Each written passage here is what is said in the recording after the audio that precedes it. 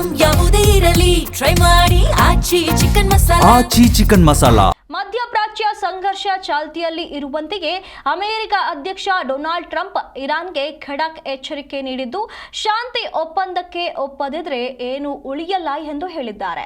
America ಅಧ್ಯಕ್ಷ Donald Trump ಭಾನುವಾರ ಇರಾನ್ಗೆ ಕಠಿಣ ಎಚ್ಚರಿಕೆಯನ್ನ ನೀಡಿದ್ದು, ತೆಹರಾನ್ ತ್ವರಿತವಾಗಿ ಅಮೆರಿಕದೊಂದಿಗೆ ಶಾಂತಿ ಒಪ್ಪಂದಕ್ಕೆ ಒಪ್ಪದಿದ್ರೆ ಏನು ಉಳಿಯೋದಿಲ್ಲ ಎಂದು ಹೇಳಿದ್ದಾರೆ.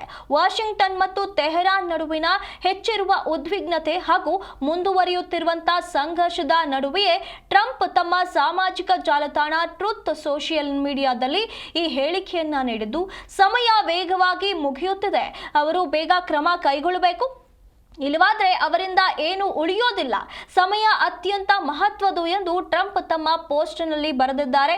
ಫೆಬ್ರವರಿ 28ರಿಂದ ಅಮೆರಿಕ ಮತ್ತು ಇಸ್ರೇಲ್ ಪಡೆಗಳು ಇರಾನ್ ಒಳಗಿನ ಹಲವು ಪ್ರದೇಶಗಳ ಮೇಲೆ ಭಾರೀ ದಾಳಿ ಆರಂಭಿಸಿದ ನಂತರದಿಂದ ಅಮೆರಿಕ ಮತ್ತು ಇರಾನ್ ನಡುವಿನ ಸಂಘರ್ಷ ತೀವ್ರಗೊಂಡಿದೆ. ಈ ಸಂಘರ್ಷ ಮಧ್ಯಪ್ರಾಚ್ಯದಲ್ಲಿ ಅಸ್ಥಿರತೆಯನ್ನ ಮತ್ತಷ್ಟು ಹೆಚ್ಚಿಸಿದ್ದು, ಜಾಗತಿಕ ಇಂಧನ ಬೆಲೆಗಳ ಏರಿಕೆಗೆ ಕಾರಣವಾಗಿದೆ. ಈ ಸಂಘರ್ಷದ ಪರಿಣಾಮ ನೆರೆಯ ರಾಷ್ಟ್ರಗಳಾದ ಇಸ್ರೇಲ್ ಮತ್ತು ಲೆಬನಾನ್ಗಳಿಗೂ ಇನ್ನು ಗಡಿ ಸಂಘರ್ಷಗಳು ಹೆಚ್ಚಾಗಿವೆ.